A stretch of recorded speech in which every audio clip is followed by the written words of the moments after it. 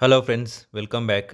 ఈరోజు మనం మాట్లాడుకోబోయే సినిమా పేరులోనే ఎంతో ప్రేమ నింపుకున్న with love. Debut director Madan దర్శకత్వంలో అభిషాన్ జీవంత్, అనస్వర రాజన్ లీడ్ రోల్స్ లో వచ్చిన ఈ రొమాంటిక్ డ్రామా ఎలా ఉంది? ఈ సినిమా చూస్తుంటే మన స్కూల్ డేస్ గుర్తొస్తాయా? Let's find out. కథ విషయానికి వస్తే ఇదొక cute coming of age romantic comedy. Adulthood లోకి వచ్చాక ఎలాంటి మలుపులు తిరిగింది, ఈ ప్రయాణంలో ఫ్యామిలీ ఎమోషన్స్, కెరియర్ గొడవలు ఎలా అడ్డుపడ్డాయి అనేదే మెయిన్ స్టోరీ. సింపుల్ గా చెప్పాలంటే మన పాత జ్ఞాపకాలను తట్టి లేపే ఒక నోస్టాలజిక్ రైడ్ ఈ cinema. Highlights and positives.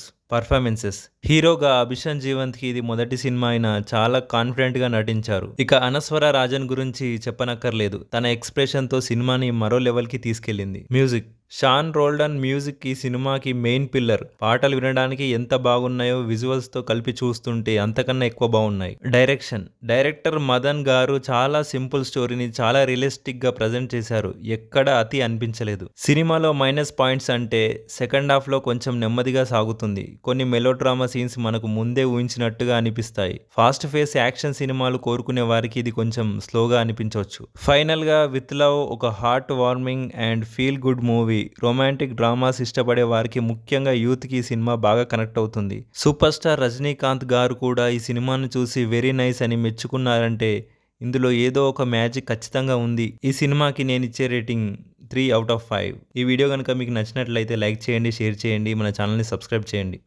Thank you.